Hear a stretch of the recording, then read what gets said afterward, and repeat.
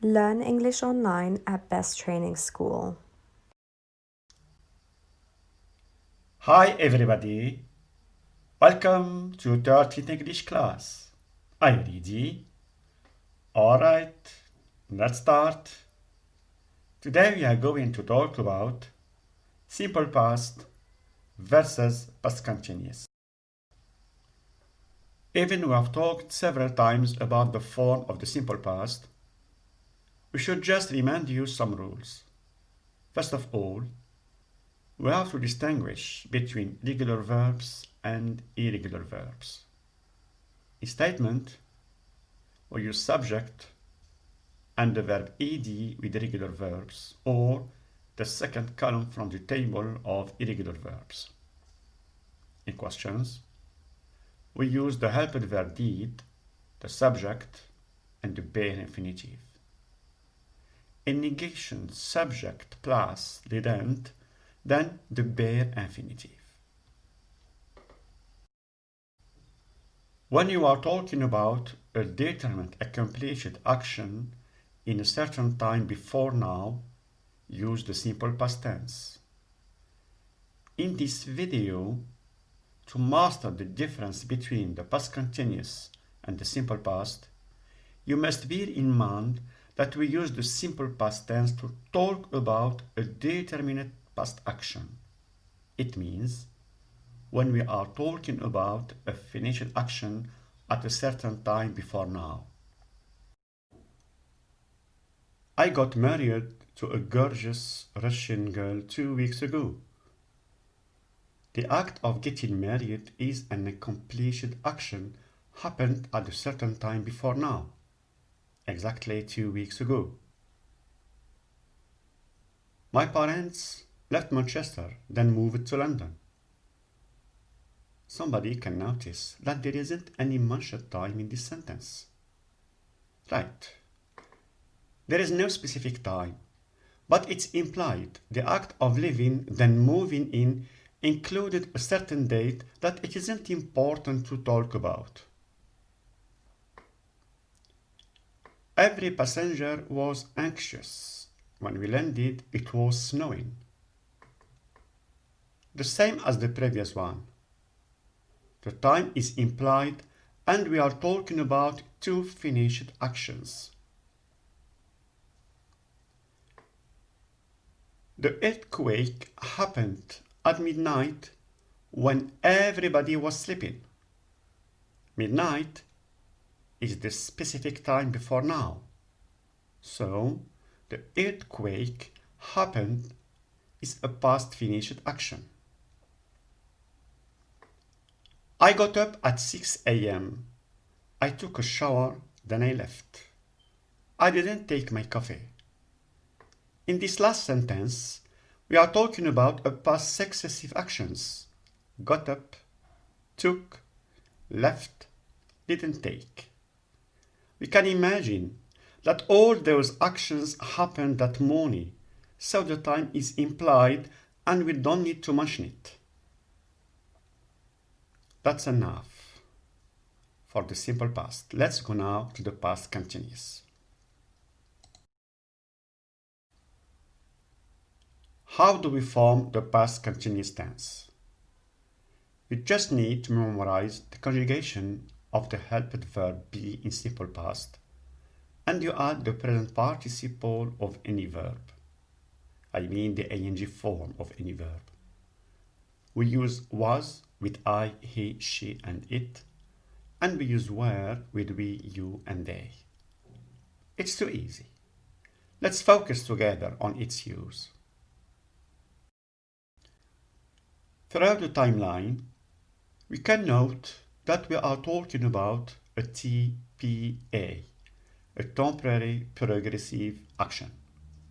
An action that kept on going for a specific stretch of time, then ended off. An action that was still going on when another event occurred. Therefore, the past continuous tense always answered the question, what were you doing at some spent time in the past? Keep in mind this information and let's study some examples. Last evening, we were having dinner at a famous restaurant. The time word last evening precises that the event took place in the past. Then, the past continuous of the verb to have, we were having dinner, shows an ongoing action for a period of time last evening. Thank you for coming. I was wondering if you can help me.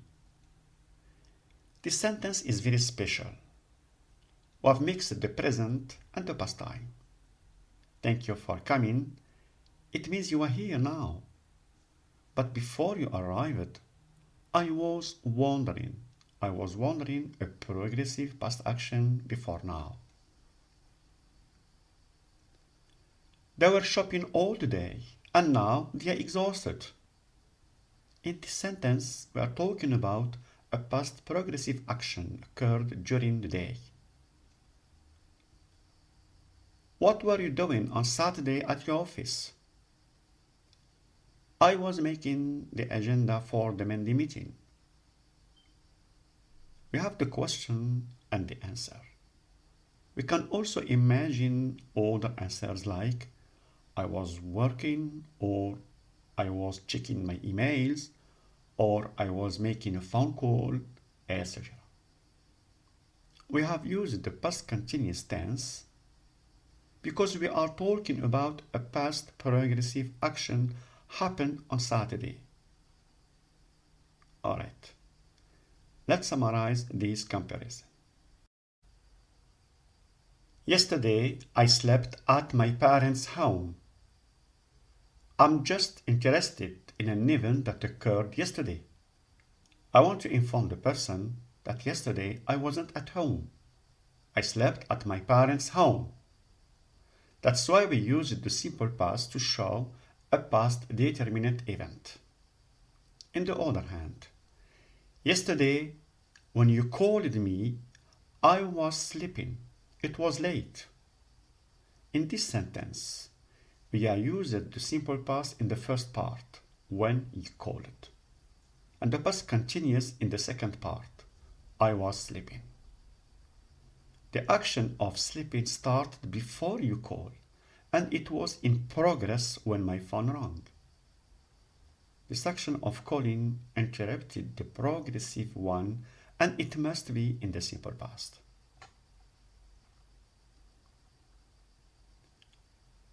What did you do yesterday? I worked on my project. What were you doing yesterday? I was working on my project. Both actions happened at the same time yesterday. The first one is a completed action at a specific point in the past. The second one shows what was happening at that particular moment to set the scene and focus on the duration of the past event.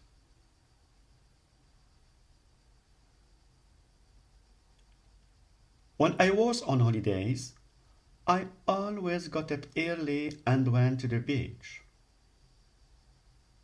Last week, I was enjoying my holidays close to the beach.